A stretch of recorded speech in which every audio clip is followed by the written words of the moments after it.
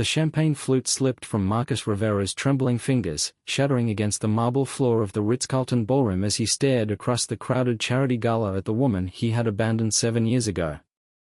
Isabella Chen stood there in a midnight blue designer gown that probably cost more than his monthly rent, her dark hair swept up in an elegant chignon, diamond earrings catching the light from the crystal chandeliers above.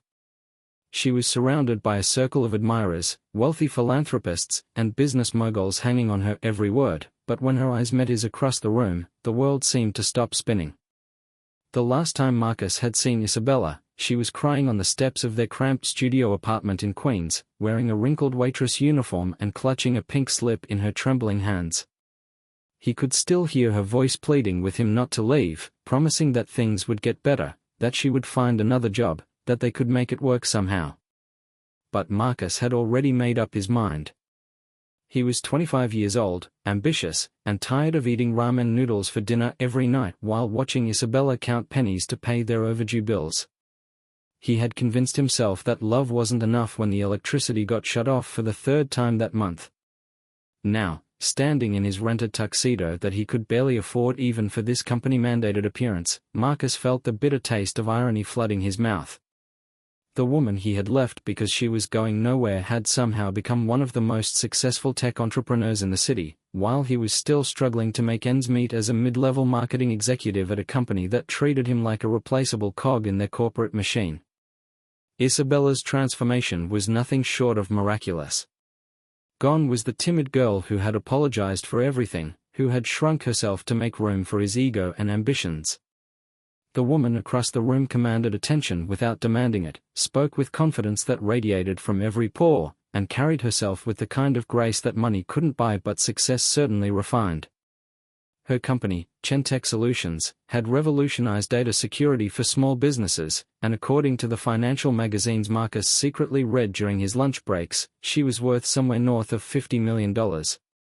Marcus tried to blend into the crowd, hoping she hadn't actually seen him, but it was too late. Isabella was already making her way through the throng of people, her movements fluid and purposeful.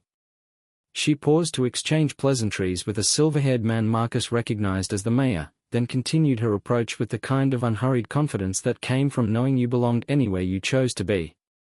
"Marcus Rivera," she said when she finally reached him, her voice carrying just a hint of the accent she used to be self-conscious about. "I never expected to see you at an event like this." There was no malice in her tone, no obvious bitterness, which somehow made it worse. She was looking at him with the kind of polite interest she might show a distant acquaintance, someone whose name she remembered but whose significance had long since faded from her life. It was as if their 3 years together, their plans for the future, the promises they had made in the darkness of their tiny bedroom, had all been reduced to nothing more than a footnote in her remarkable story. "Isabella," Marcus managed, his voice catching slightly on her name. "You look incredible. I heard about your success. Congratulations." She smiled, and it was genuine but distant, like sunlight filtering through clouds. "Thank you. It's been quite a journey."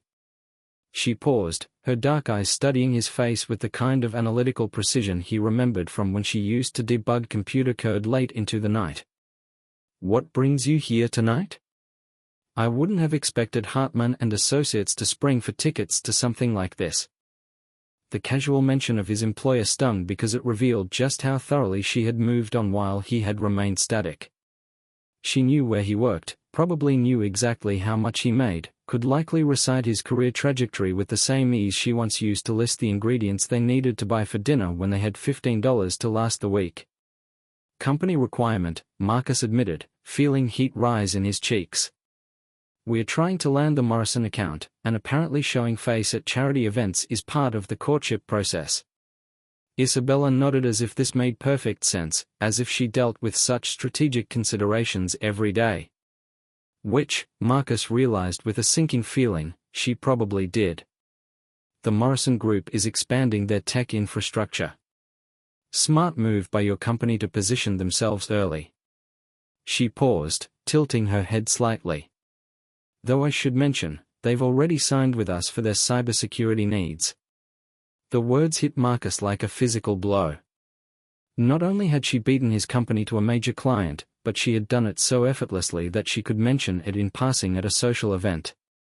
He tried to maintain his composure, but Isabella's expression softened slightly, and he realized she could read the devastation on his face as easily as she once read his moods when he came home from a particularly difficult day at his first job. "I'm sorry," she said quietly. "I didn't mean to be cruel. It's just business." "Of course," Marcus replied, forcing a smile that felt like broken glass. "That's the way it works." They stood there for a moment in awkward silence, surrounded by the chatter of wealthy people discussing their weekend homes and investment portfolios.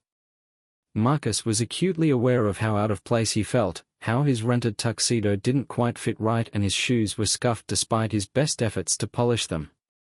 Isabella, meanwhile, seemed to belong here as naturally as she had once belonged in the tiny kitchen, making coffee with water they had to boil on the stove because they couldn't afford to fix the electric kettle. "I should get back to my table," Isabella said finally. "It was good to see you, Marcus. I hope things work out well for you." She started to turn away, but something in Marcus snapped. Maybe it was pride, maybe it was desperation, or maybe it was the ghost of what they used to mean to each other, but he reached out and gently touched her arm. "Isabella, wait," he said. Could we talk sometime? Maybe grab coffee? I know it's been a long time, and I know I hurt you, but..." "But what?" she interrupted, her voice still gentle but with an edge of steel underneath. "What exactly are you hoping to accomplish, Marcus?" The question hung between them like a challenge. Marcus found himself struggling to articulate what he wanted, partly because he wasn't entirely sure himself. Did he want forgiveness? A second chance? Or was he simply drawn to her success like a moth to a flame, hoping some of her good fortune might rub off on him? "I just think we should clear the air," he said lamely. "We meant something to each other once." Isabella's expression remained neutral, but Marcus caught a flicker of something in her eyes, not anger, exactly, but a kind of weary recognition. "We did," she agreed. "But that was a very long time ago, when we were different people living different lives. I'm not the same woman you left, Marcus. And frankly, I don't think you're the same man who left me." Before he could respond, a tall man in an expensive suit appeared at Isabella's side. He was handsome in the way that money could enhance natural good looks, perfectly styled hair, designer glasses, the kind of confident smile that came from never having to worry about paying bills. He placed a proprietary hand on the small of Isabella's back and leaned down to whisper something in her ear that made her laugh. "Marcus," Isabella said, her demeanor shifting subtly as she introduced the newcomer, "this is David Thornton. David, this is Marcus Rivera, an old friend from before I moved to the city." The dismissal was elegant but unmistakable. Marcus had been relegated to her past, categorized as someone from before success, before wealth, before she had become the woman she was now. David extended his hand with the kind of firm grip that suggested he squeezed exercise balls in his spare time. "Pleasure to meet you," David said, though his tone suggested the opposite. "Isabella's told me so much about her early days. Amazing what she's accomplished, isn't it?" There was something in the way David emphasized early days that made it clear he knew exactly who Marcus was and what role he had played in Isabella's life. This wasn't a chance encounter.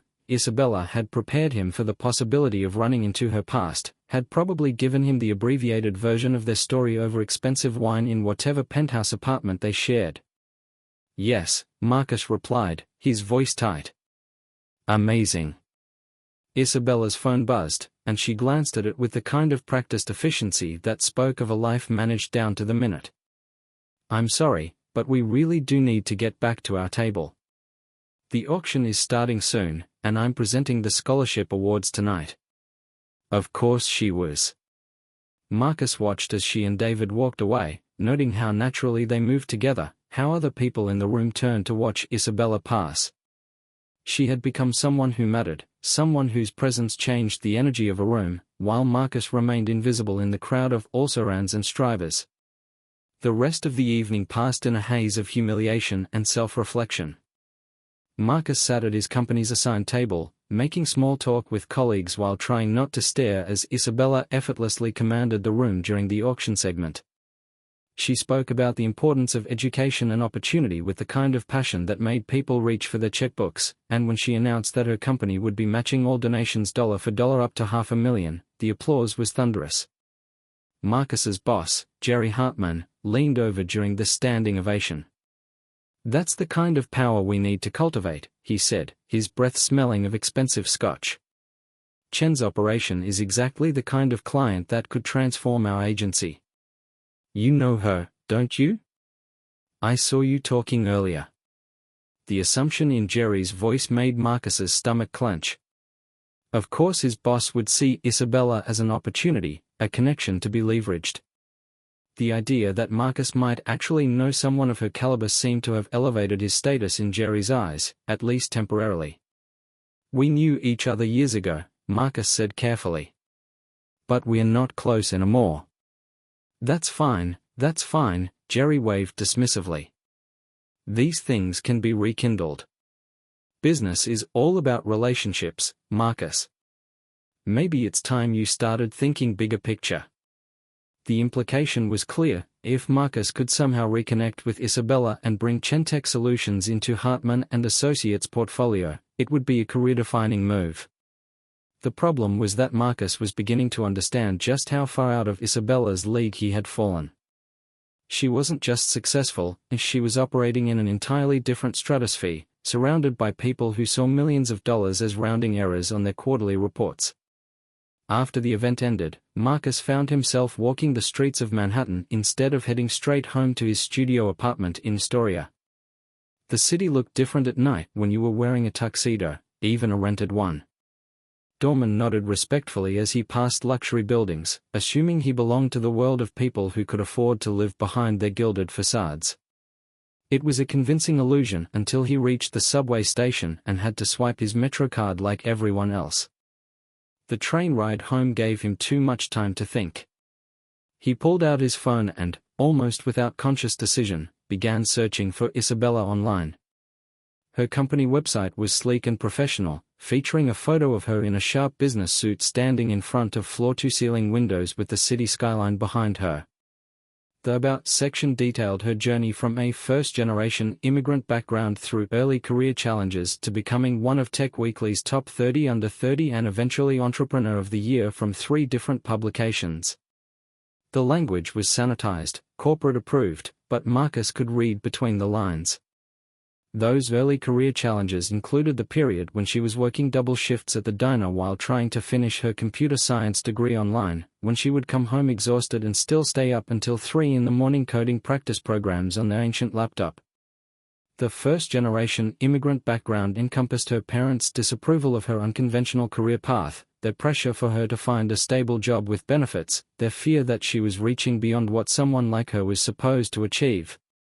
Marcus had been part of those challenges. When Isabella was struggling to balance work and school, he had complained about never seeing her. When she was stressed about money, he had added to her anxiety by pointing out all the things they couldn't afford.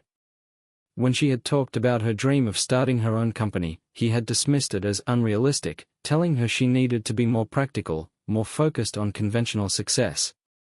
He remembered the night she had shown him her first business plan, printed out on paper she had borrowed from her job because they couldn't afford their own printer.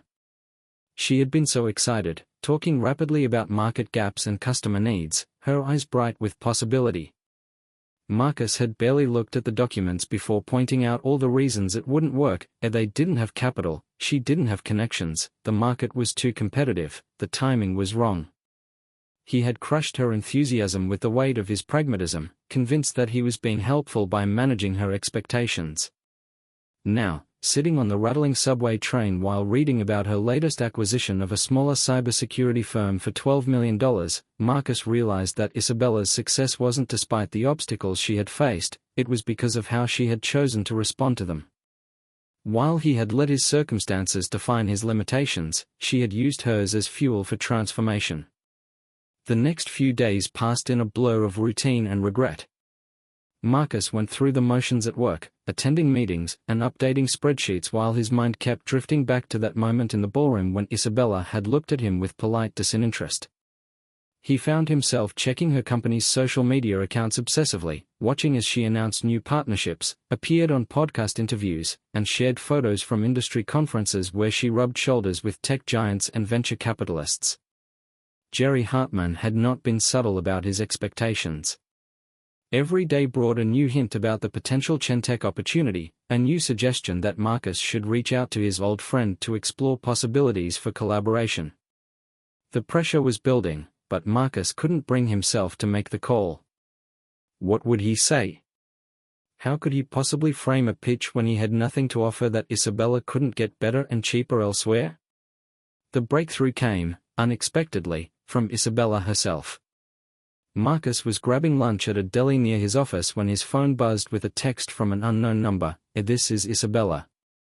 Are you free for coffee tomorrow at 3 p.m? There's something I'd like to discuss." Marcus stared at the message for so long that the deli owner asked if he was okay. His hands were shaking as he typed back a confirmation, trying to strike a tone that was professional but not too eager, friendly but not presumptuous. They arranged to meet at a small cafe in Soho, the kind of place that served $15 lattes and had Wi-Fi passwords written on artisanal chalkboards. Marcus spent the next 24 hours cycling through every possible explanation for Isabella's invitation. Maybe she wanted closure. Maybe she felt bad about how awkward their encounter had been at the gala. Maybe, and this thought made his heart race with dangerous hope, maybe she missed what they had shared and wanted to explore the possibility of reconnecting. The rational part of his mind tried to manage his expectations, but the dreamer in him, the part that had fallen in love with her fierce intelligence and quiet strength all those years ago, whispered that perhaps success hadn't changed her as much as he feared. The cafe was exactly what Marcus had expected: exposed brick walls, reclaimed wood tables, and the kind of carefully curated vintage decor that cost more to achieve than actual vintage items. Isabella was already there when he arrived, seated at a corner table with her laptop open and her phone face down beside her cup. She looked up when he approached, and Marcus was struck again by how completely she inhabited her success. There was nothing performative about her confidence, it was as natural as breathing. "Thank you for coming," she said, gesturing for him to sit across from her. "I know this might seem strange, reaching out after the other night." Marcus ordered a regular coffee, acutely aware that it was the cheapest thing on the menu, and settled into his chair. "Not strange at all. I'm glad you called." Isabella studied his face for a moment, and Marcus had the uncomfortable feeling that she was reading him like code, parsing his expressions for underlying motivations. "I've been thinking about our conversation at the gala," she said finally. "About the past, and about how much we've both changed." "You certainly have," Marcus said, then immediately regretted the comment when Isabella's eyebrow arched slightly. "We both have," she corrected gently. "The question is whether those changes have made us better people or just different people." The barista called Marcus's order, and he welcomed the momentary interruption to collect his thoughts. When he returned to the table, Isabella had closed her laptop and was giving him her full attention in a way that felt both familiar and unsettling. "I want to be direct with you," Isabella said. "I know your company is trying to court Morrison Group. I also know that Jerry Hartman has probably suggested you use our past relationship to try to get an introduction or an advantage somehow." Marcus felt his face burn with embarrassment. "Isabella, I would never." "I know you wouldn't," she interrupted. "That's not who you are, Marcus. Or at least, it's not who you were when I knew you. But I also know how corporate environments work, and I know how desperate people can become when they're trying to climb a ladder that keeps getting taller." The accuracy of her assessment was devastating. Marcus took a sip of his coffee to buy himself time, but Isabella wasn't finished. "I want to help you," she said simply. The words hung between them like a bridge Marcus wasn't sure he was brave enough to cross. "What do you mean?"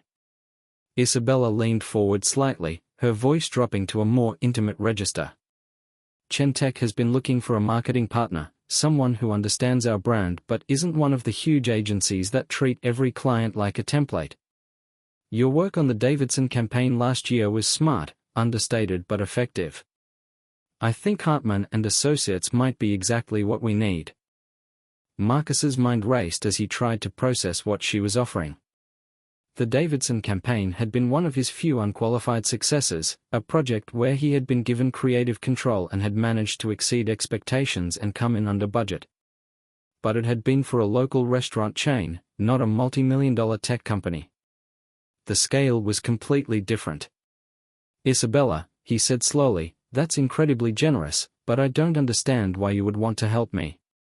After everything that happened between us, after the way you left me when I needed you most? Isabella's voice remained calm, but there was steel underneath. After you told me I was naive for thinking I could build something meaningful? After you walked away because you were embarrassed by my circumstances? Each word landed like a physical blow, accurate and unforgiving. Marcus opened his mouth to defend himself, to explain his motivations, but Isabella held up a hand. I'm not bringing this up to hurt you, she said. I'm bringing it up because I want you to understand something. When you left, it forced me to rely on myself in a way I never had before. It taught me that I couldn't wait for other people to believe in my dreams before I started pursuing them. In a strange way, your abandonment was the catalyst I needed to become who I am now. Marcus stared at her, unsure whether he was being thanked or criticized. So you saying I did you a favor by breaking your heart? Isabella's smile was sad but genuine. I'm saying that pain can be transformative if you let it be. You broke my heart, yes. But I took those pieces and built something stronger. The conversation paused as a group of young professionals settled at a nearby table, their voices carrying fragments of discussions about startup valuations and investor meetings. Marcus noticed how naturally Isabella seemed to fit into this world of ambition and innovation, while he felt like an actor who had forgotten his lines. But that still doesn't explain why you want to help me, Marcus said. Isabella was quiet for a long moment, turning her coffee cup in small circles on the table. Because despite everything, I believe you're a good person who made a scared decision at a difficult time in your life. Because I remember the man who used to read to me when I was too tired to focus on my textbooks, who would walk to the library with me in the snow because we couldn't afford to heat our apartment and study there. Because I think maybe you've been punishing yourself for what happened between us, and that's not healthy for either of us. The kindness in her voice was almost unbearable. Marcus had spent years constructing a narrative where he was the villain of their story, where his selfishness had destroyed something beautiful and he deserved whatever professional stagnation he experienced as cosmic justice. But Isabella was offering him something more complex, the possibility of redemption without absolution, success without forgiveness for his past mistakes. What would this partnership look like? Marcus asked, his voice barely above a whisper. Isabella opened her laptop and turned it toward him, revealing a detailed project proposal that looked like it had been prepared by a team of consultants. Chentech is launching 3 new service packages over the next 18 months. We need integrated marketing campaigns that can scale as we expand into new markets.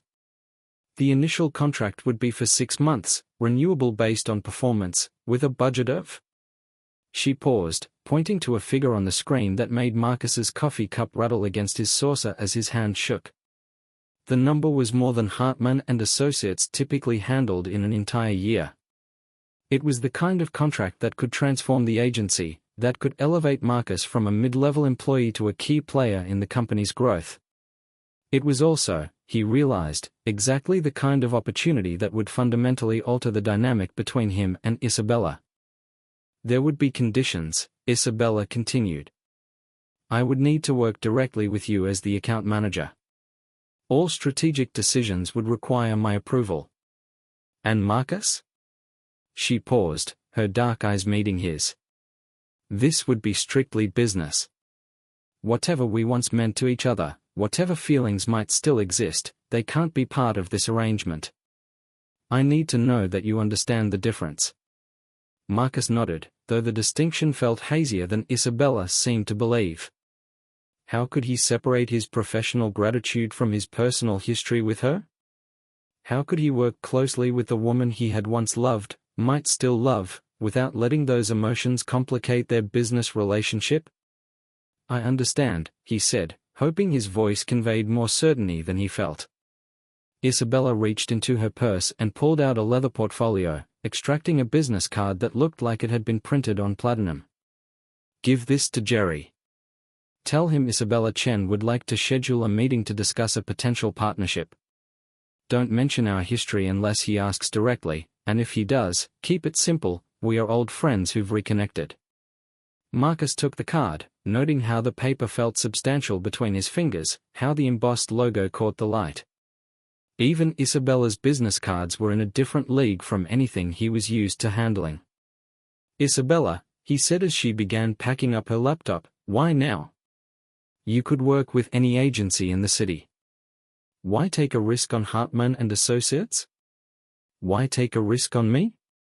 She paused in her packing, considering his question with the same analytical precision she brought to everything else. "Because sometimes the best opportunities come from unexpected places. Because I believe in investing in people's potential, not just their track record. And because—" She hesitated, a flicker of vulnerability crossing her features. "Because I want to see what you're capable of when someone believes in you instead of holding you back." The words hit Marcus with unexpected force. He realized that throughout their relationship, he had been the one expressing doubts and limitations, the one urging caution when Isabella wanted to take risks. He had positioned himself as the realist in their partnership, but maybe he had actually been the one who was afraid to dream big. Isabella stood to leave, slinging her designer bag over her shoulder with practiced ease. "The meeting should happen within the next 2 weeks. I'll have my assistant coordinate with Jerry's office." She paused, looking down at Marcus with an expression that was part professional courtesy, part personal concern. "Don't let this opportunity intimidate you, Marcus. You're more capable than you think you are. You always were." After she left, Marcus sat alone in the cafe for another hour, staring at Isabella's business card and trying to process what had just happened. The rational part of his mind was cataloguing all the ways this arrangement could go wrong. He could fail to meet Isabella's expectations, the account could expose his limitations, working closely with her could reopen emotional wounds that had never properly healed. But underneath the anxiety was something else, something he hadn't felt in years, a genuine excitement about the future. The conversation with Jerry Hartman went even better than Marcus had dared to hope. His boss's eyes had literally lit up when Marcus mentioned Isabella's name, and by the time he finished explaining the potential scope of the partnership, Jerry was already planning how to reorganize the office hierarchy to accommodate their biggest client. "This is exactly the kind of breakthrough we need," Jerry said, leaning back in his leather chair with the satisfaction of a man whose lottery ticket had finally come through. "Chen's operation is growing at what, 30% annually? And if we can prove ourselves with this contract, there's no telling where it could lead." Marcus found himself in the surreal position of being treated as the agency's secret weapon, the man with the golden connection who could unlock doors that had previously been sealed shut. Colleagues who had barely acknowledged his existence were suddenly interested in his opinions, and Jerry began including him in strategy meetings that were previously above his pay grade. The formal presentation took place in Chenteka's headquarters, a gleaming tower in Lower Manhattan that made Marcus feel like he was entering the future. Isabella's office occupied a corner of the 32nd floor, with panoramic views of the harbor and enough space for a conference table that could seat 12 people. The walls were lined with awards and framed articles about the company's growth, but what struck Marcus most was how the space managed to feel both impressive and welcoming. Isabella had assembled a team of 5 people for the meeting, her chief marketing officer, her head of business development, 2 senior analysts, and David Thornton, whose exact role in the company remained strategically vague. Marcus had brought Jerry and 2 junior associates, but it was clear from the moment they walked into the room that this was Isabella's show. "Thank you all for coming," Isabella began, her voice carrying the kind of authority that came from years of practice managing rooms full of investors and executives. "Chentech is at an inflection point. We've established ourselves as leaders in the cybersecurity space for small to medium businesses, but we are ready to scale our operations and expand our market reach. We need a marketing partner who understands our mission and can help us communicate our value proposition to a broader audience. What followed was a 90-minute presentation that was part business case, part strategic vision, and part masterclass in corporate leadership. Isabella laid out Chenteka's growth trajectory, their competitive advantages, their target demographics, and their expansion plans with the kind of comprehensive detail that made it clear she understood every aspect of her business down to the smallest operational detail. Marcus found himself taking notes furiously, not just about the specific marketing challenges Isabella was describing, but about her approach to problem-solving and strategic thinking. This was what leadership looked like when it was backed by genuine expertise and vision, rather than just positional authority. Jerry, meanwhile, was nodding enthusiastically at every point, occasionally interjecting with questions that were clearly designed to demonstrate his agency's sophistication and strategic thinking. Marcus cringed internally as his boss name-dropped other clients and threw around marketing buzzwords that sounded impressive but didn't add much substance to the conversation. It was David Thornton who cut through the performative aspects of the meeting with a question that got to the heart of the matter: what makes Hartman and Associates the right choice for this partnership? You could work with any of the major agencies in the city. Why choose a smaller firm? Jerry launched into a prepared response about personalized service and agile thinking, but Isabella raised a subtle hand to interrupt him. If I may, she said, her gaze shifting to Marcus. I'd like to hear from the person who would actually be managing this account day-to-day. Marcus, what's your vision for how this partnership could work? The question caught Marcus off guard, but as he looked around the conference table at the faces watching him expectantly, something clicked into place. These weren't just potential clients, they were people who had built something meaningful and were looking for partners who could help them build something even better. Chenteka's story isn't just about cybersecurity, Marcus began, his voice gaining strength as he found his footing. It's about democratizing access to enterprise-level protection for businesses that have traditionally been underserved by the tech industry. Your clients aren't just customers, they're small business owners who are trusting you to protect everything they've worked to build. He gestured toward the city visible through Isabella's windows. There are thousands of businesses out there, restaurants, consulting firms, medical practices, retail stores, that know they need better cybersecurity but don't know how to evaluate their options or justify the cost. They need to understand not just what Chenteka does, but why it matters to their specific situation. Marcus felt the room's energy shift as he spoke. Isabella was leaning forward slightly, her expression intent and interested. Even David Thornton had put down his phone and was giving Marcus his full attention. The marketing challenge isn't just about brand awareness, Marcus continued. It's about education and trust building. We need campaigns that speak to business owners in language they understand, that address their actual concerns rather than just listing technical specifications.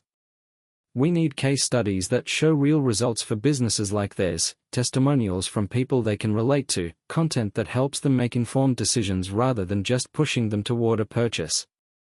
By the time Marcus finished speaking, the room was quiet in a way that felt expectant rather than awkward. Isabella was the first to respond, and there was something in her expression, approval, maybe, or recognition, that made Marcus's chest tighten with emotion. That's exactly the kind of strategic thinking we're looking for, Isabella said. Too many agencies want to talk about impressions and click-through rates without considering whether those metrics actually translate to meaningful business outcomes. What we need is a partner who understands that our success is directly tied to our clients' success. The rest of the meeting focused on logistics, timelines, deliverables, budget allocations, and reporting structures. Marcus found himself taking the lead on many of these discussions, fielding questions from Isabella's team with a confidence he didn't know he possessed. Jerry seemed content to let his newly valuable employee handle the details, occasionally nodding approvingly as Marcus negotiated terms that were more favorable than anything Hartman and Associates typically secured. When the meeting concluded, Isabella walked them to the elevator while her team stayed behind to discuss next steps. "Marcus," she said quietly as they waited for the elevator to arrive, "that was impressive. I hope you realize that." Jerry beamed as if he had been personally complimented.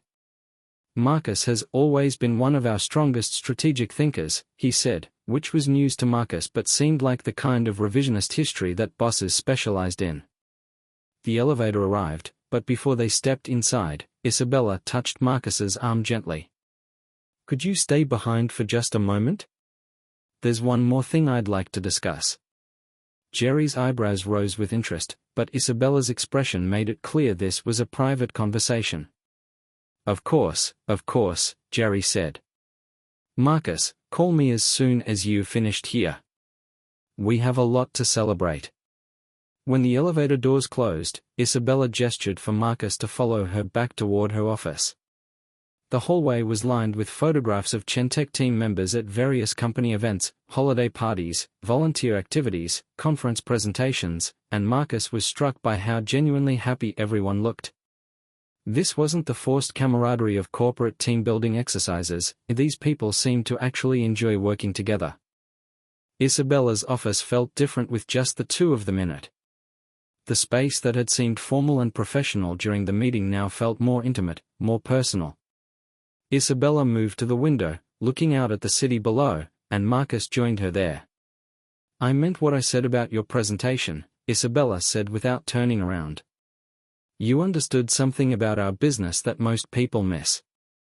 We are not just selling cybersecurity, we are selling peace of mind." Marcus watched her reflection in the window as she spoke. "I learned that from you, actually. You used to talk about coding the same way, not just solving technical problems, but creating solutions that made people's lives better." Isabella turned to face him, and for a moment the professional mask slipped away, revealing something more vulnerable underneath. "I remember those conversations. You used to listen to me ramble about user experience and elegant design for hours. I loved hearing you talk about work," Marcus said quietly. "You had this way of seeing possibilities that no one else could see." They stood there in the fading afternoon light, and Marcus felt the weight of all the years between them, all the choices that had led them to this moment. Isabella was close enough that he could smell her perfume, something expensive and sophisticated that was nothing like the drugstore body spray she used to wear. Everything about her had been elevated, refined, transformed into something that commanded respect and admiration. "Marcus," Isabella said softly, "I need you to understand something. This partnership, this opportunity I'm giving you, it's not about nostalgia or unfinished business. It's because I genuinely believe you have the talent to succeed, and I want to see what you can accomplish when you stop limiting yourself." The kindness in her voice was almost overwhelming. Marcus felt tears pricking at his eyes and blinked them back quickly. "Why?" he asked. "After everything I put you through, why do you care what happens to me?" Isabella was quiet for a long moment, considering her words carefully. "Because holding on to anger and resentment takes energy that I'd rather spend on building something positive. Because I've learned that success doesn't mean as much if you can't share it with people who matter to you. And because—" She paused, her voice dropping to barely above a whisper. "Because despite everything that happened between us, you were an important part of my story. The fact that our relationship ended badly doesn't erase the good parts, or the ways we helped each other grow." Marcus felt something shift inside his chest, a loosening of tension he hadn't realized he was carrying. For 7 years, he had been living with the assumption that he was irredeemably the villain of their shared story, that his choices had been so selfish and short-sighted that no redemption was possible. But Isabella was offering him something more complex, the possibility that people could hurt each other deeply and still find ways to care about each other's well-being. "Thank you," he said, and the words felt inadequate but necessary. "I don't think I deserve this chance, but I promise I won't waste it." Isabella smiled, and for just a moment she looked like the young woman he had fallen in love with all those years ago, brilliant, determined, but still discovering the full extent of her own power. "Don't worry about deserving it," she said. "Just focus on earning it going forward." The next 3 months passed in a blur of creative energy and professional growth that Marcus had never experienced before. Working on the Chentech account forced him to stretch capabilities he didn't know he possessed, to think strategically about brand positioning and customer psychology in ways that his previous projects had never required. Isabella proved to be a demanding but supportive client, offering detailed feedback on every proposal and pushing Marcus to refine his ideas until they reached a level of sophistication that impressed even him. The first campaign they developed focused on small medical practices, a demographic that Chentech had identified as particularly vulnerable to cyber attacks but resistant to investing in comprehensive security solutions. Marcus spent weeks researching the specific challenges these businesses faced, interviewing doctors and practice managers about their technology concerns and budget constraints. The resulting campaign, Protect What You've Built, featured real healthcare providers talking about how cyber attacks could devastate not just their businesses but their patients' trust. The response exceeded everyone's expectations. Within 6 weeks of the campaign launch, Chentech saw a 47% increase in inquiries from medical practices, with a conversion rate nearly double their previous average. Isabella's team was thrilled, Jerry was beside himself with excitement, and Marcus found himself fielding calls from industry publications wanting to feature the campaign as a case study in targeted B2B marketing. But it was Isabella's reaction that meant the most to him. She called him personally after the first month's results came in, and the pride in her voice was unmistakable. "You exceeded every metric we discussed," she said. "But more importantly, you captured something essential about what we're trying to accomplish. These aren't just advertising messages, they're conversations that actually matter to the people who need our services." Marcus was in his office when she called, staring out at the Queen's skyline through his small window, and her words made him feel like he was seeing his own life from a new perspective. For the first time in years, he was proud of the work he was producing, excited about the projects on his desk, optimistic about what he might be capable of achieving. The success of the medical practice campaign led to bigger opportunities within Chentech's marketing strategy. Isabella brought Marcus in on the development of campaigns for restaurants, retail businesses, and professional services firms, each requiring a different approach and voice. He found himself working directly with her more frequently, attending strategy meetings at Chentech headquarters, collaborating on messaging frameworks and brand development initiatives. These interactions were professional but not impersonal. Isabella treated Marcus as a trusted partner rather than just a vendor, seeking his input on broader business decisions and including him in conversations about Chentech's long-term growth strategy. There were moments, brief exchanges about creative direction, shared looks when someone else in a meeting said something particularly insightful or obtuse, that reminded Marcus of the intellectual connection they had once shared. But Isabella also maintained clear boundaries. Their conversations stayed focused on work, their interactions remained collegial but distant, and she never gave any indication that she saw him as anything other than a valuable business partner. David Thornton appeared at Chentech events and company meetings with increasing frequency, his role in Isabella's life becoming more obvious even as it remained officially undefined. Marcus tried to respect these boundaries, tried to focus on the professional opportunity Isabella had given him without letting his personal feelings complicate their working relationship. But as the months passed and their collaboration deepened, he found it increasingly difficult to separate his admiration for Isabella's business acumen from his lingering feelings for the woman she had been, and the woman she had become. The crisis that changed everything happened on a Tuesday in late October. Marcus was in his office reviewing budget projections for the next quarter when his phone rang. Isabella's name appeared on the screen, but when he answered, her voice was strained and uncertain in a way he had never heard before. "Marcus, I need your help," she said without preamble. "Something's happened, and I don't know who else to call." 20 minutes later, Marcus was in a cab racing toward Chentech headquarters, his mind spinning with possibilities about what could have shaken Isabella's usual composure so completely.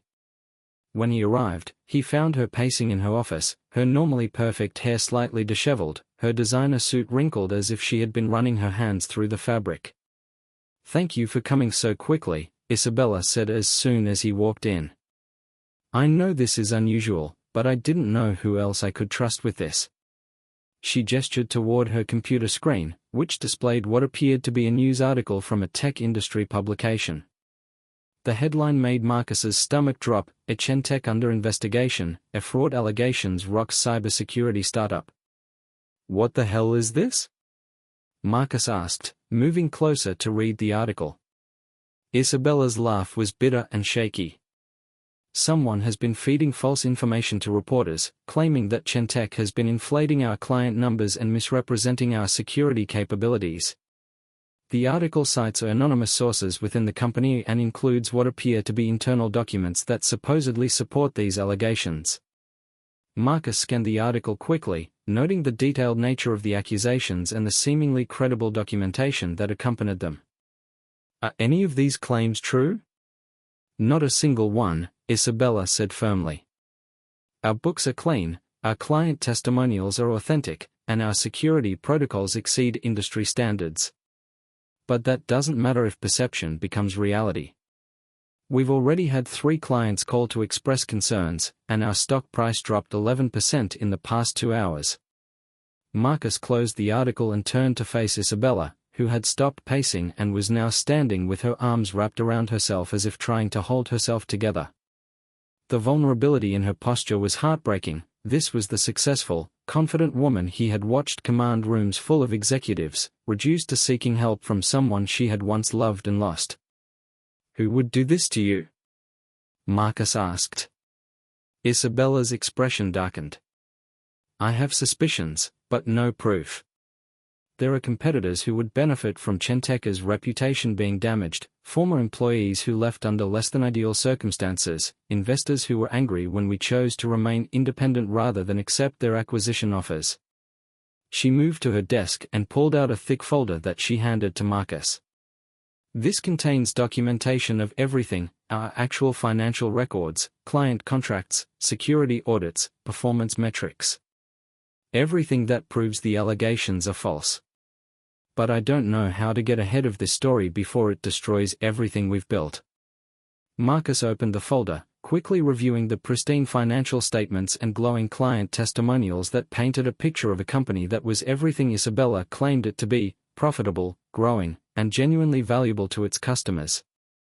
The contrast between this reality and the accusations in the article was stark, but Marcus understood that truth didn't always triumph over well-crafted deception. "This is a coordinated attack," Marcus said, noting the timing of the article's publication and the sophistication of the forged documents. "Someone has invested serious time and resources into building a case against you." Isabella nodded grimly. "The question is what we do about it. I've already called our lawyers, but they're talking about lengthy investigations and gradual reputation rehabilitation. We don't have time for gradual. If we don't respond quickly and decisively, some of our clients will panic and leave, which will make the financial projections in those fake documents become a self-fulfilling prophecy." Marcus closed the folder and looked at Isabella, seeing the fear she was trying so hard to hide behind her professional composure. This was a woman who had built something meaningful from nothing, who had overcome every obstacle that had been placed in her path, who had transformed herself from a broke waitress into a respected business leader. The idea that someone could destroy all of that progress with lies and fabricated documents was both infuriating and terrifying. "We need to control the narrative," Marcus said, his mind already racing through possibilities. "Fighting this defensively won't work, we need to go on the offensive." Isabella's eyebrows rose with interest. "What do you mean?"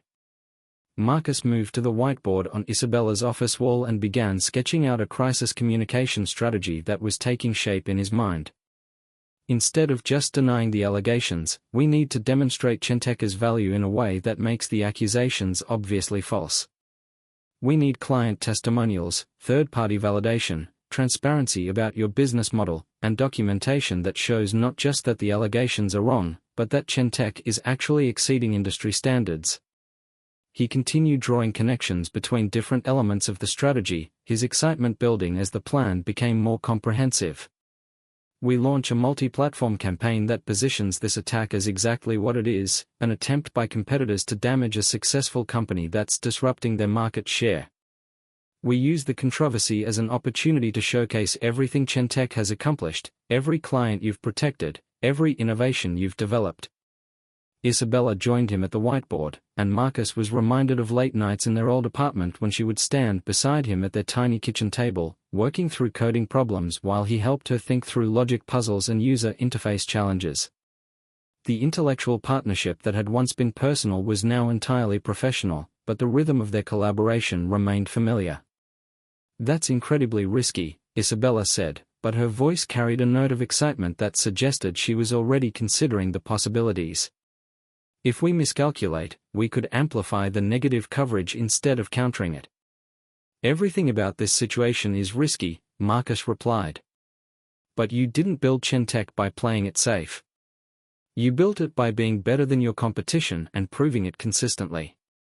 Over the next 4 hours, they developed a comprehensive crisis response strategy that was part damage control, part counteroffensive, and part brand elevation campaign.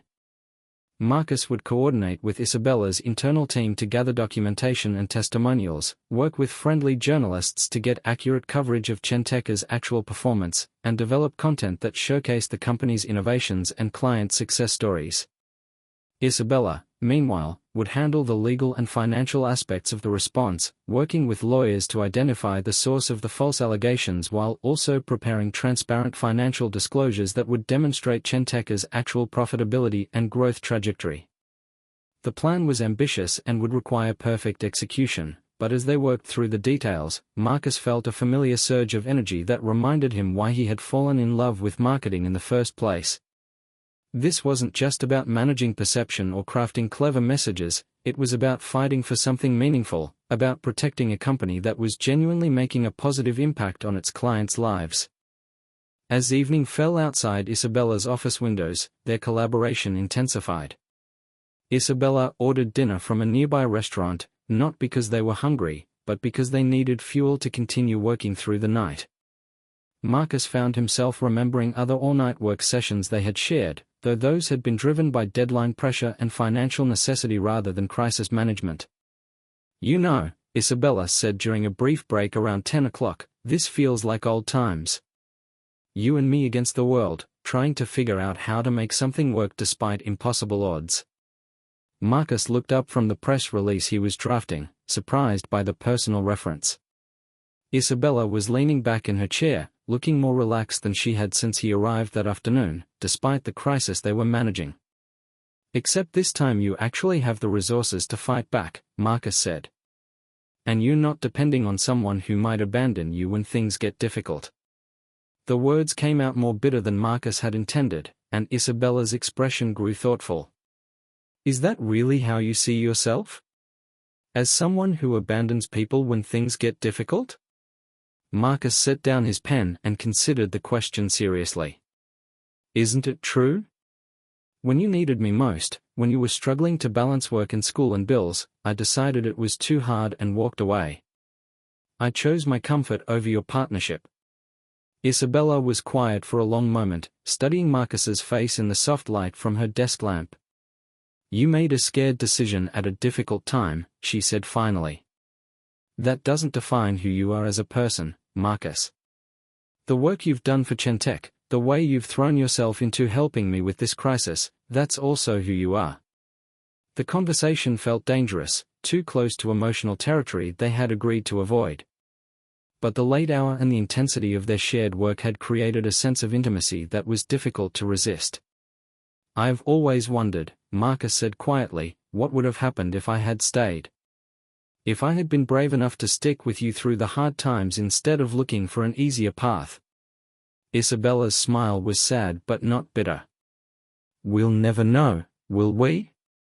But I can tell you this, the path I took led me to discoveries about myself that I might never have made if someone else had been there to lean on. Sometimes we need to be alone to find out how strong we really are."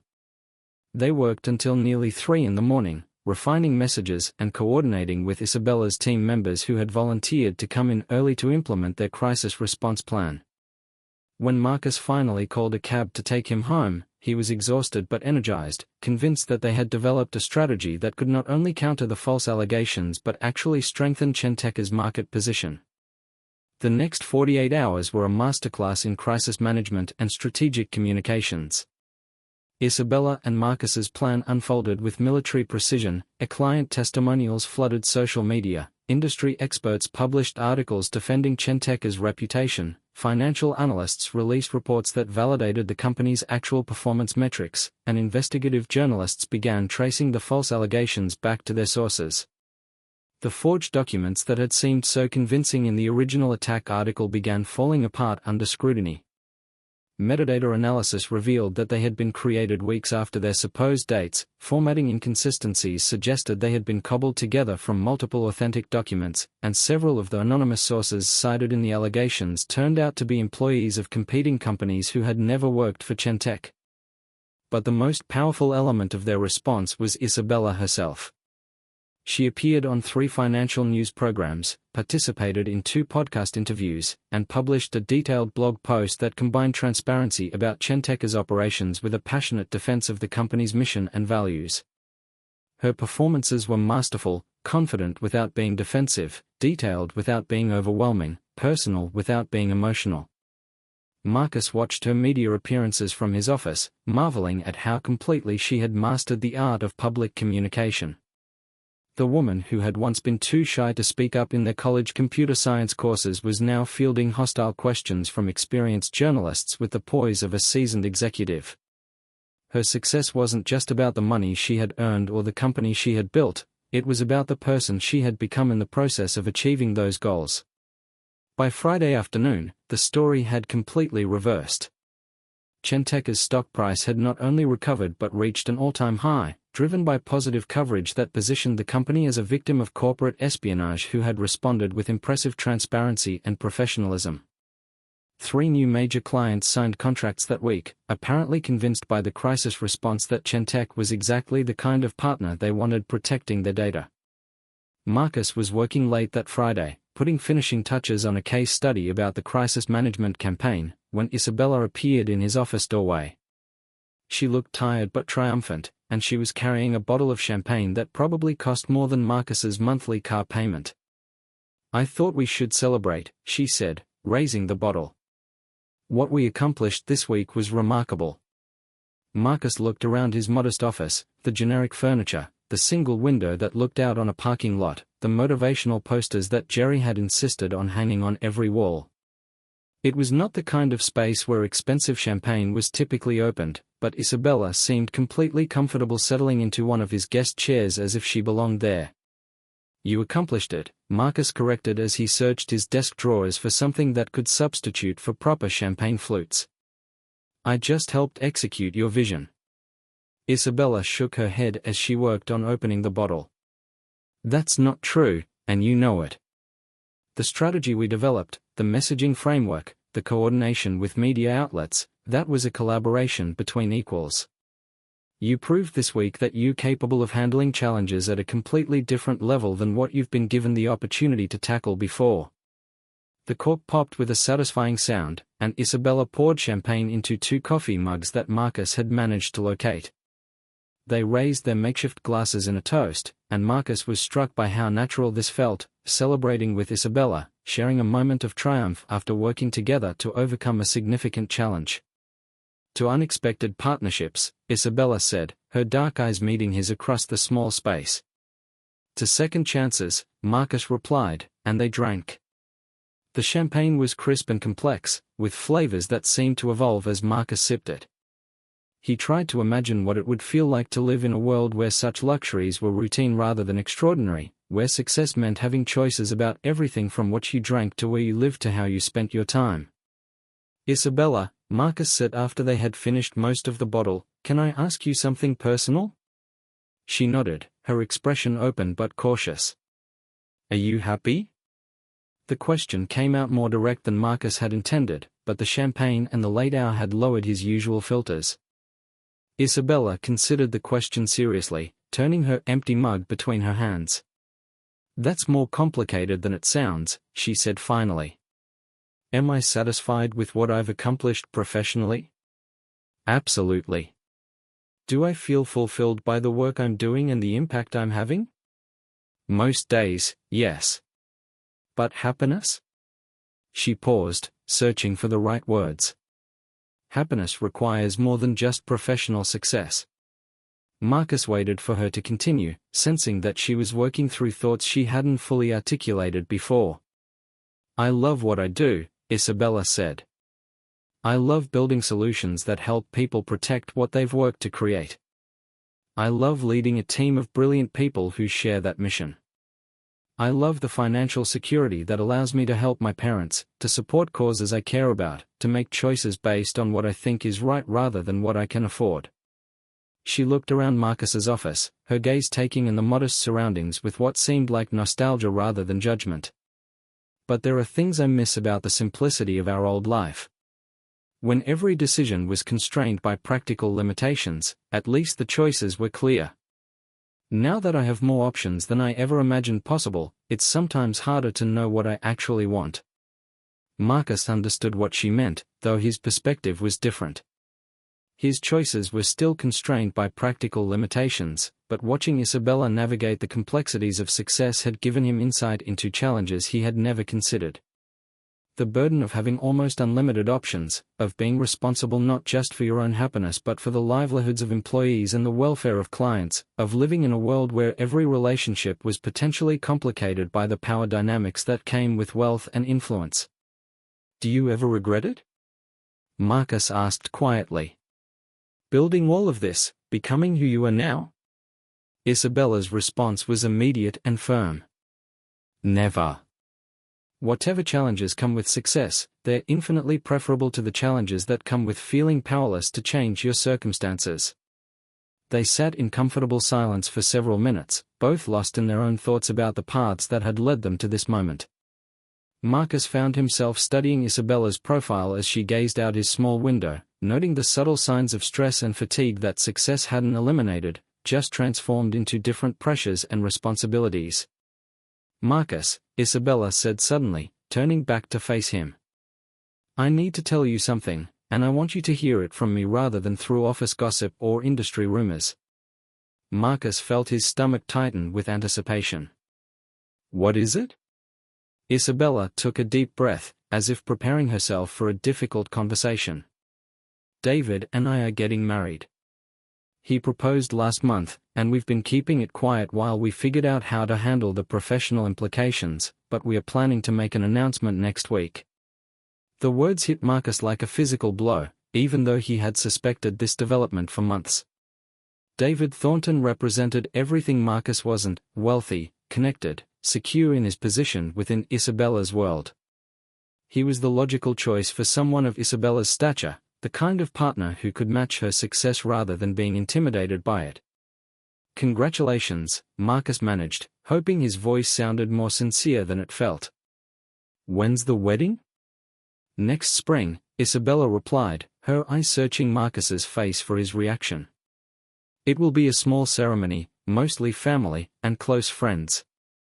Very low-key, despite what the society pages will probably make of it.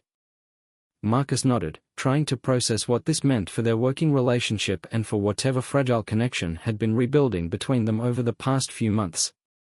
I'm happy for you, he said, and was surprised to find that part of him actually meant it.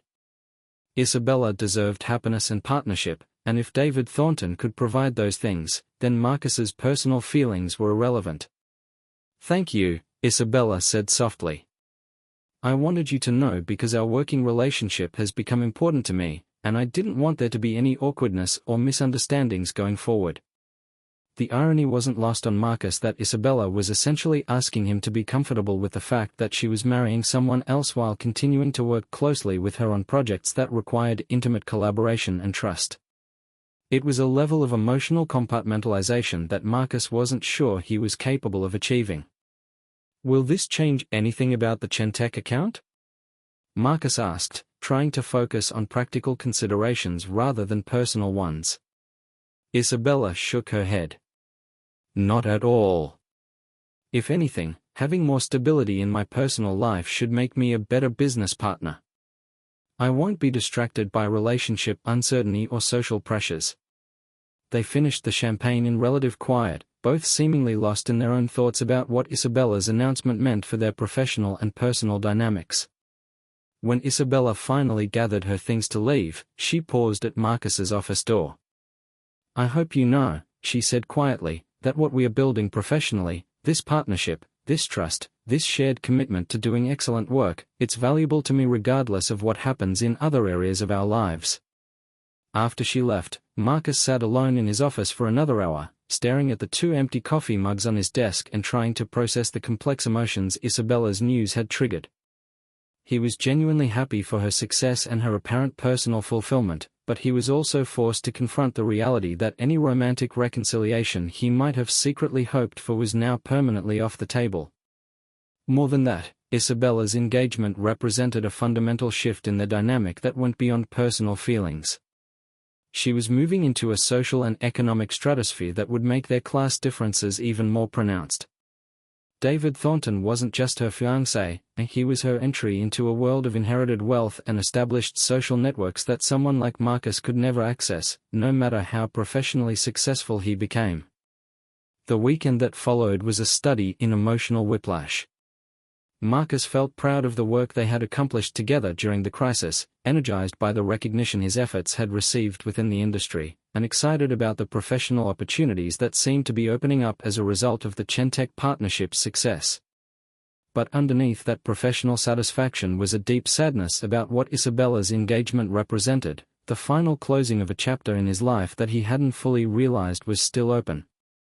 He found himself taking long walks through his Queens neighborhood, past the bodega where he bought his morning coffee and the laundromat where he still washed his clothes, thinking about the different trajectories that led people to such vastly different outcomes. Isabella had taken her pain and disappointment and transformed them into fuel for extraordinary achievement, while Marcus had let his setbacks convince him that modest success was all he should expect from life. But the Chentech partnership had shown him something different about his own capabilities. Working at that level of strategic complexity, collaborating with truly successful people, handling crisis management that affected millions of dollars and hundreds of jobs, these experiences had revealed potential that Marcus hadn't known he possessed. The question now was whether he could leverage that revelation into broader changes in his career and his life. The answer came, unexpectedly, from Jerry Hartman. Marcus arrived at work on Monday morning to find his boss waiting in his office with a grin that suggested either very good news or very bad news disguised as good news. "Marcus, my friend," Jerry said, settling into one of the guest chairs with the satisfied air of a man who was about to deliver a life-changing announcement. "I have a proposition for you." Marcus poured himself coffee and prepared for whatever Jerry was about to reveal. Over the years, he had learned that his boss's propositions ranged from genuinely exciting opportunities to elaborate schemes for getting more work out of employees without paying them accordingly. "The work you've done on the Chentech account has been extraordinary," Jerry continued. "The crisis management campaign alone has generated more positive industry attention than anything this agency has produced in the past 5 years. We've had 3 potential clients specifically request to work with you, and 2 industry publications want to feature our methodology in case studies." Marcus nodded, waiting for the actual proposition to emerge from Jerry's build-up. "Here's what I'm thinking," Jerry said, leaning forward conspirationally. "It's time for Hartman and Associates to expand. We're going to open a second office, focused specifically on crisis management and strategic communications for high-growth companies. And I want you to run it." The offer was more significant than anything Marcus had expected. Running his own office would mean substantially more money, genuine authority over client relationships and creative decisions, and the kind of professional recognition that could transform his entire career trajectory. "What would that look like, exactly?" Marcus asked. Jerry's grin widened. "Your own team, your own client roster, equity participation in the profits generated by your division. You'd have complete creative control over campaigns and strategy, with oversight from me only on the largest accounts. And of course, Chentech would anchor your client list, which means you'd be starting with a guaranteed revenue base that most new offices would kill for." The more Jerry talked, the more attractive the opportunity became. Marcus would essentially be running his own agency within the larger Hartman and Associates framework, with the financial backing and administrative support that came from being part of an established operation. It was exactly the kind of professional breakthrough he had been hoping for his entire career. But there was one significant complication: the arrangement would make Marcus even more dependent on Isabella and Chentech for his professional success. If their working relationship became complicated by personal tensions, or if Isabella decided to take her business elsewhere, Marcus's entire career trajectory could be derailed. "I need some time to think about it," Marcus told Jerry, though his mind was already racing through the implications and possibilities. Of course, Jerry replied. "But don't take too long. Opportunities like this don't wait around forever, and I have a feeling that someone with your connections and capabilities won't be available on the job market much longer." The comment about Marcus's connections stung slightly, because it reduced his professional value to his personal relationship with Isabella rather than recognizing the strategic thinking and creative execution he had contributed to their collaborations.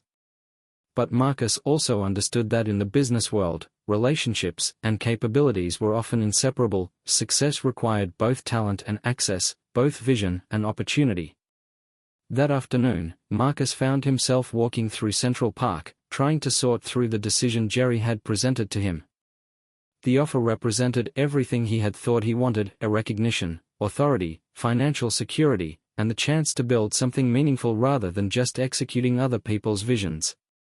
But it also highlighted how much his professional future had become tied to Isabella's continued success and goodwill. As if summoned by his thoughts, his phone buzzed with a text from Isabella. "I heard about Jerry's offer. Congratulations. Would love to discuss over coffee if you're interested." Marcus stared at the message, wondering how Isabella had learned about Jerry's proposition so quickly. The answer, he realized, was probably that successful people in related industries talk to each other constantly, sharing information and insights that help them make strategic decisions. Isabella likely knew about opportunities at other agencies, personnel changes at competing firms, and industry trends that Marcus only learned about through trade publications. They met the next day at the same Soho cafe where Isabella had first approached him about working together. This time, Marcus felt more comfortable in the environment, not because his circumstances had changed dramatically, but because his perspective on his own capabilities had evolved. He was still ordering regular coffee while Isabella sipped something elaborate and expensive, but he no longer felt apologetic about the difference. "Jerry's offer is significant," Isabella said without preamble. "Running your own division within an established agency is exactly the kind of opportunity that can accelerate a career exponentially." Marcus nodded, stirring his coffee thoughtfully. "It's also the kind of opportunity that comes with significant risks. If I don't deliver immediately, or if the anchor client decides to take their business elsewhere, the whole thing could collapse pretty quickly." Isabella's eyebrow arched slightly. "Are you asking me about Chentech's long-term commitment to the partnership?" The directness of her question caught Marcus off guard, but he appreciated that she was addressing the elephant in the room rather than dancing around it. "I suppose I am. My entire career trajectory is suddenly dependent on a working relationship with someone I used to be in love with, who's getting married to someone else, and who has every right to make business decisions based on what's best for her company rather than what's best for my professional development." Isabella was quiet for several moments, considering his words with the same analytical precision she brought to business problems. "That's a fair concern," she said finally. "And I appreciate your honesty about the complexity of our situation." She leaned forward slightly, her expression serious. "Here's what I can tell you: Chentech's partnership with your team has been extraordinarily successful, both in terms of measurable business outcomes and in terms of creative satisfaction. The work you do is genuinely valuable to us, and I see no reason why that would change regardless of what happens in other areas of our lives." Marcus felt some of the tension in his shoulders ease, but Isabella wasn't finished. "However," she continued, "you're right that basing your entire career strategy on any single client relationship is risky. If you take Jerry's offer, you need to be prepared to diversify your client base quickly and to build capabilities that aren't dependent on our specific partnership." The advice was both reassuring and challenging. Isabella was essentially telling him that he could count on Chentech's business as a foundation, but that he needed to use that foundation to build something broader and more resilient. "What would you do?" Marcus asked. "If you were in my position, with my background and my current opportunities?" Isabella smiled, and Marcus caught a glimpse of the woman who used to stay up late with him discussing career plans and life goals. "I'd take the risk," she said without hesitation. "Because the alternative is staying in a safe position that doesn't challenge you to grow, and we've both seen where that leads." The comment was a gentle but unmistakable reference to the choices Marcus had made 7 years earlier, when he had prioritized security and comfort over growth and possibility. Isabella wasn't criticizing his past decisions, but she was pointing out that he now had a chance to make a different kind of choice. "Besides," Isabella continued, her tone lightening, "you've proven over the past few months that you're capable of strategic thinking and creative execution at a level that most people never achieve. Jerry's offer is recognition of capabilities you've already demonstrated, not a gamble on potential you might develop." That afternoon, Marcus called Jerry to accept the offer. The conversation involved negotiating details about equity participation, client acquisition expectations, and timeline for launching the new division, but by the time they hung up, Marcus was officially the director of Hartman Strategic Communications, with his own budget, his own team, and his own profit-sharing arrangement. The next few months were a whirlwind of hiring, training, and client development that stretched Marcus's organizational skills to their limits. He recruited 2 senior account managers from competing agencies, hired a creative director whose work he had admired for years, and established partnerships with freelance specialists who could handle everything from graphic design to media relations to social media management. Isabella proved to be not just a client but a mentor throughout this process, offering advice on everything from staffing decisions to fee structures to client management strategies. Her insights were informed by her experience building her own company from scratch, and Marcus found himself learning as much about business development and organizational leadership as he did about marketing and communications. The new division's first major success came from an unexpected source, a tech startup that had been caught lying about their user growth metrics and needed comprehensive reputation rehabilitation. The parallels to Chenteka's crisis were obvious, but the scale and complexity were completely different. This company had actually engaged in deceptive practices, which meant that Marcus's team had to find ways to acknowledge wrongdoing while repositioning the company for future credibility. The campaign they developed was a masterclass in corporate accountability and strategic communications.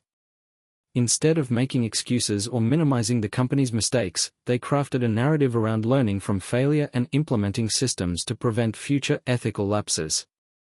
The CEO appeared on business podcasts to discuss what they had learned about the importance of accurate metrics. The company published detailed reports about their new oversight procedures, and they launched a customer feedback initiative that gave users direct input into product development decisions. The transformation was remarkable. Within 6 months, the company had not only recovered from the initial scandal but had positioned themselves as thought leaders in corporate transparency and ethical business practices. Their user base grew by 40% during the rehabilitation period, driven partly by customers who appreciated the company's honest approach to addressing their mistakes. Marcus found himself featured in industry publications as an expert in crisis communications and reputation management. Speaking requests began arriving from conferences and professional organizations, and 3 business schools invited him to guest lecture on strategic communications and ethical marketing. The professional recognition was gratifying, but what meant more to him was the knowledge that he was helping companies become better versions of themselves rather than just helping them hide their problems. Isabella attended one of his conference presentations, sitting in the back of the auditorium while Marcus discussed the intersection of crisis management and long-term brand building. Seeing her there, taking notes like any other audience member despite knowing the material intimately from their collaborative work, gave Marcus a feeling of professional validation that was different from any other recognition he had received. After the presentation, they grabbed dinner at a restaurant near the conference hotel, the first purely social interaction they had shared since Isabella's engagement announcement 6 months earlier. The conversation flowed easily, covering everything from industry trends to book recommendations to observations about the other conference speakers. "You've become quite the thought leader," Isabella said as they shared dessert. The presentation was excellent, sophisticated analysis without being academic, practical advice without being simplistic. Marcus felt himself blushing at the praise, though he tried to maintain professional composure. I learned from watching you handle media interviews and investor presentations. You have this way of making complex ideas accessible without dumbing them down. Isabella's smile was warm and genuinely pleased. Thank you. But what you've developed goes beyond just communication skills. You're thinking strategically about business problems at a level that most marketing executives never reach. They were quiet for a moment, both seeming to recognize that their professional relationship had evolved into something that felt more like a genuine partnership between equals. Marcus was no longer the struggling account manager grateful for Isabella's charity, he was a successful business owner whose strategic insights she valued and sought out. Can I ask you something? Isabella said as they waited for the check. Are you happy? With the direction your life and career have taken, I mean. It was the same question Marcus had asked her months earlier, and he considered it with the same seriousness she had shown then. I'm more satisfied with my work than I've ever been, he said finally. I feel like I'm using capabilities I didn't know I had, solving problems that actually matter, building something meaningful rather than just executing other people's visions.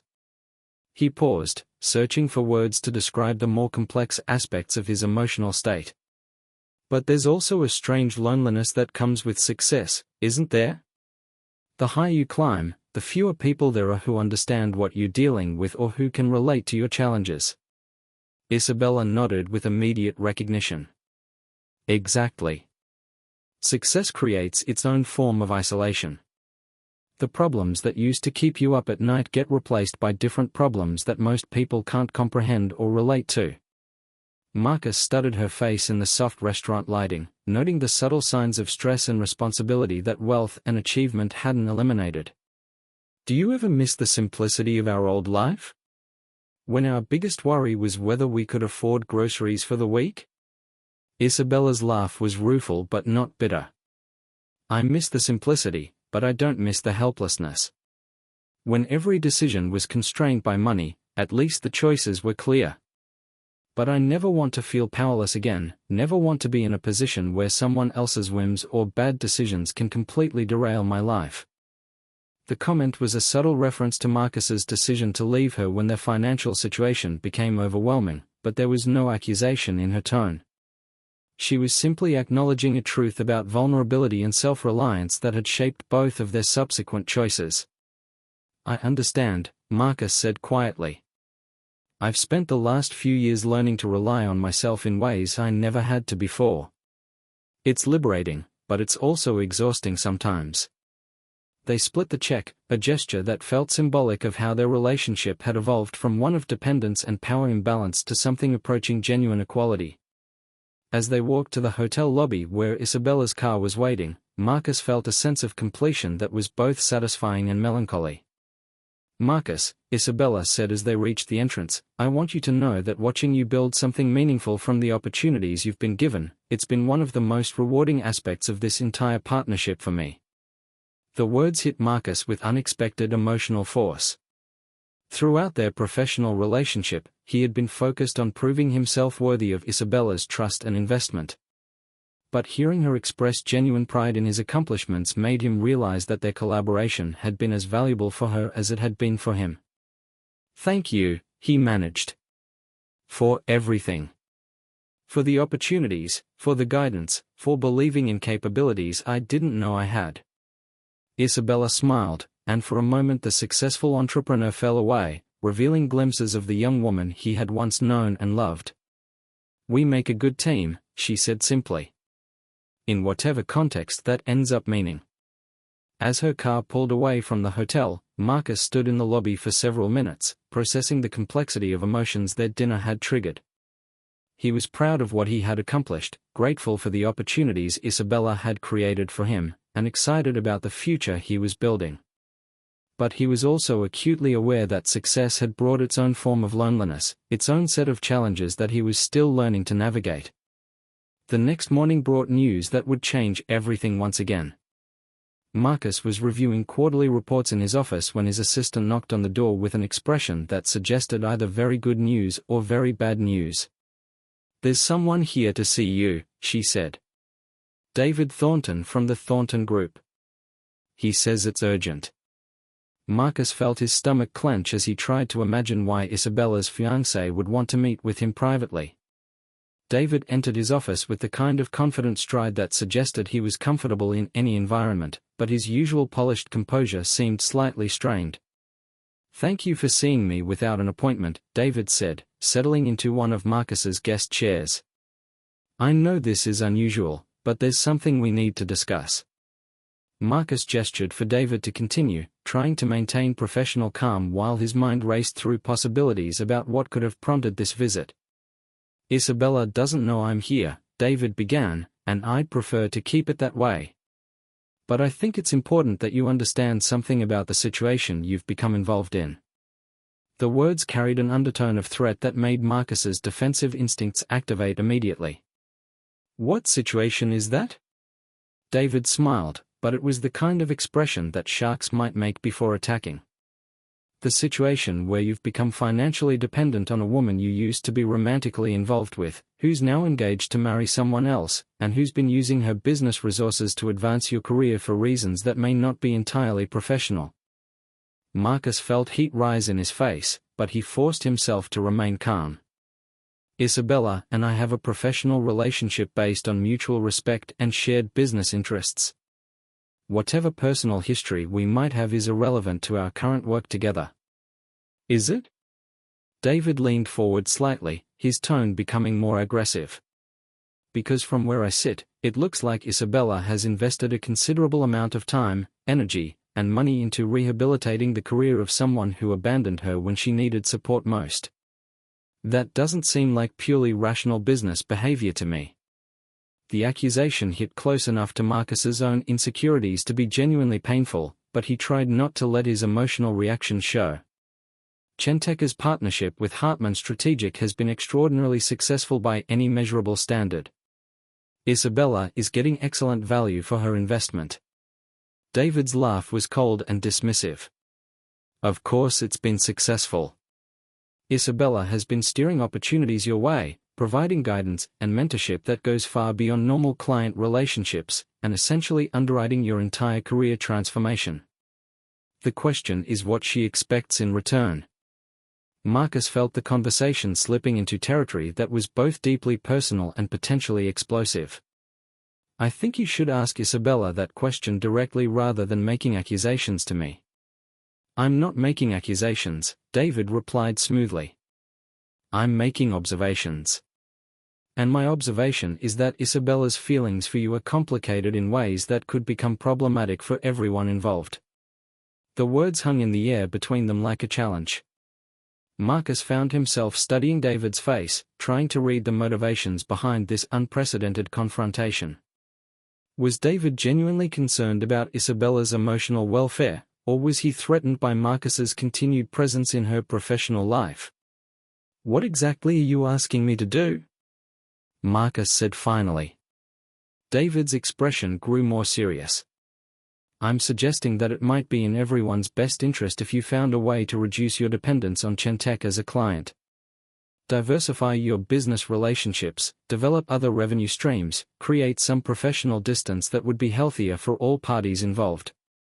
The suggestion was reasonable on its surface, but the underlying message was unmistakable. David wanted Marcus out of Isabella's life, both personally and professionally. He was using Marcus's own insecurities about their relationship to pressure him into withdrawing from a partnership that had been genuinely beneficial for both companies. "That's interesting advice," Marcus said carefully. "But I'm curious why you're giving it to me instead of discussing these concerns with Isabella directly." David's composure slipped slightly, revealing something that looked like frustration or anger beneath his polished exterior. "Because Isabella has blind spots when it comes to you.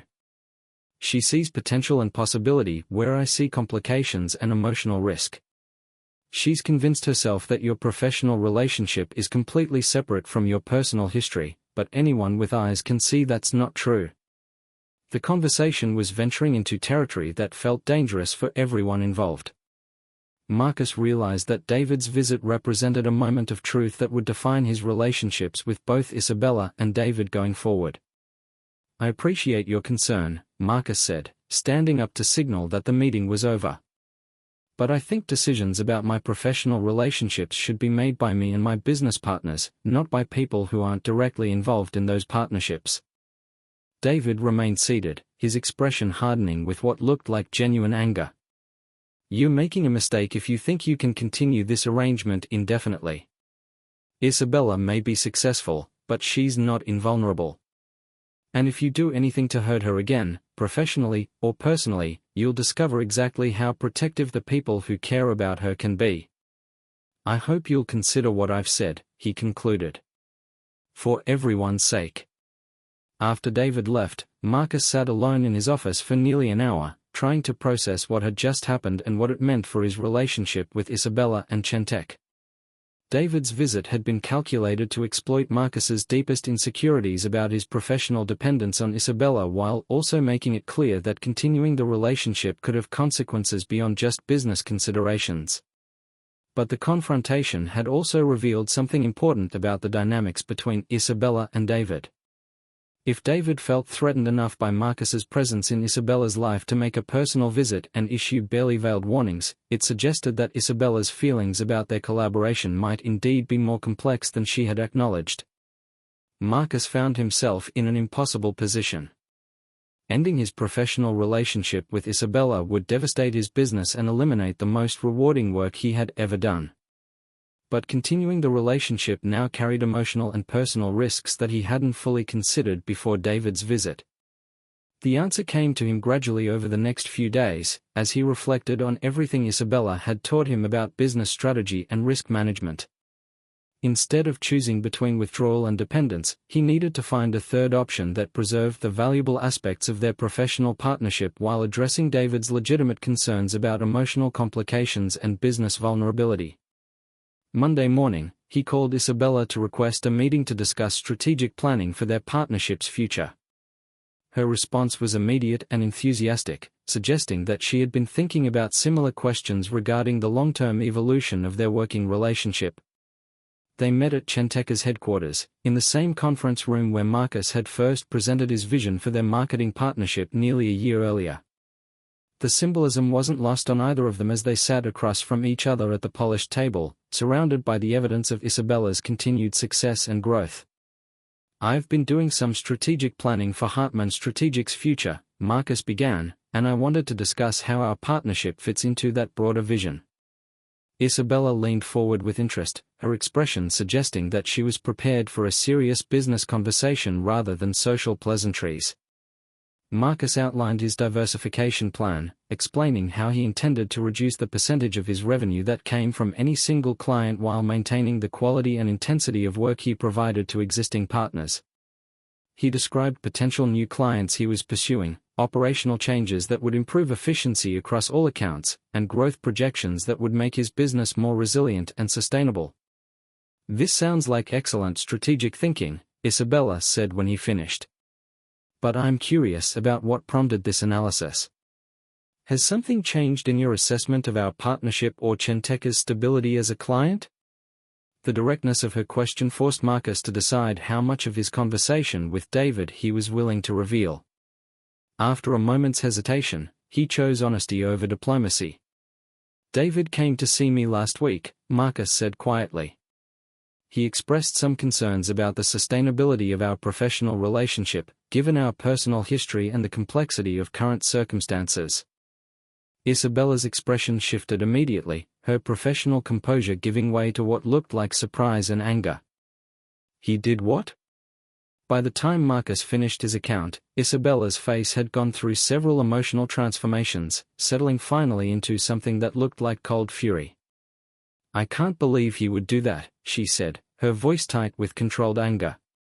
"He had no right to interfere in our business relationship, and he certainly had no right to make threats or demands on my behalf." The depth of Isabella's reaction surprised Marcus. He had expected her to be diplomatically annoyed, perhaps concerned about the potential complications David's intervention might create. but her anger seemed genuine and personal in a way that suggested David had crossed boundaries that Isabella considered inviolable. "I'm sorry," Isabella continued, looking directly at Marcus with an expression that was both apologetic and determined. "David was completely out of line, and I will be making that very clear to him. Our business relationship is exactly that, a business relationship based on mutual professional respect and shared strategic interests. No one else has the right to interfere with those decisions." Marcus felt a complex mix of relief and concern at Isabella's reaction. Her support for their continued partnership was gratifying, but her obvious anger at David suggested that this incident might have consequences for her personal relationship that Marcus hadn't intended to create. "Isabella," Marcus said carefully, "I don't want to cause problems between you and David. The concerns he raised aren't entirely unreasonable." "Yes, they are," Isabella interrupted firmly. "They are based on assumptions about my motivations and capabilities that are both insulting and incorrect. David seems to think that I'm incapable of making rational business decisions when they involve people from my past, but the success of our partnership proves exactly the opposite." She paused, taking a deep breath to regain her composure. "More importantly, his decision to go behind my back and pressure you directly shows a fundamental lack of respect for my autonomy and judgment.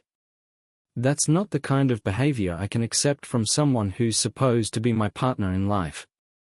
The implications of Isabella's words were staggering. Marcus realized that David's attempt to eliminate him as a complication in Isabella's life might have backfired spectacularly, creating exactly the kind of conflict between Isabella and David that David had been trying to prevent. "What does this mean for your engagement?" Marcus asked quietly. Isabella was silent for a long moment, staring out the conference room windows at the city beyond. "I don't know," she said finally. "But I do know that trust is the foundation of any meaningful relationship, personal or professional. And David's actions have raised serious questions about whether he trusts me to make good decisions about my own life and business." The conversation continued for another hour, but the focus shifted back to business planning and strategic development. Isabella expressed enthusiastic support for Marcus's diversification plan, offered to provide introductions to potential clients in her network, and suggested ways that their partnership could evolve to remain valuable for both companies as Hartman Strategic grew and developed. But underneath the professional discussion, Marcus could sense the emotional turbulence that David's intervention had created. Isabella's anger seemed to go beyond just frustration with interference in her business relationships, it suggested deeper concerns about compatibility and respect in her personal relationship with David. When the meeting ended, Isabella walked Marcus to the elevator as she had after their first collaboration. But this time, instead of offering polite professional encouragement, she seemed genuinely troubled and uncertain. "Marcus," she said as they waited for the elevator to arrive, "I want you to know that regardless of what happens with other aspects of my life, I value what we've built together professionally. You've become someone I trust and respect as a business partner, and I don't want that to change." The words carried weight beyond their surface meaning. Isabella was essentially telling Marcus that their professional relationship took priority over her personal relationship with David, that she was prepared to defend their partnership even if it created complications in her engagement. "I feel the same way," Marcus replied. "Working with you has been the most rewarding professional experience I've ever had. I've learned more about strategic thinking and business leadership from our collaboration than from everything else in my career combined." The elevator arrived, but neither of them moved to enter it. They stood there for a moment in the hallway, both seeming to recognize that something fundamental had shifted between them as a result of David's interference and Isabella's reaction to it. "I should go," Marcus said finally, though he found himself reluctant to leave. Isabella nodded, but as Marcus stepped into the elevator, she spoke once more. "Marcus? Thank you for being honest with me about David's visit. That took courage, and it shows the kind of integrity that makes our partnership work." As the elevator doors closed, Marcus caught one last glimpse of Isabella's face, noting the combination of determination and uncertainty that suggested she was facing some difficult decisions about her personal life. He felt a complex mix of emotions, gratitude for her support of their professional relationship, concern about the complications his presence had created in her engagement.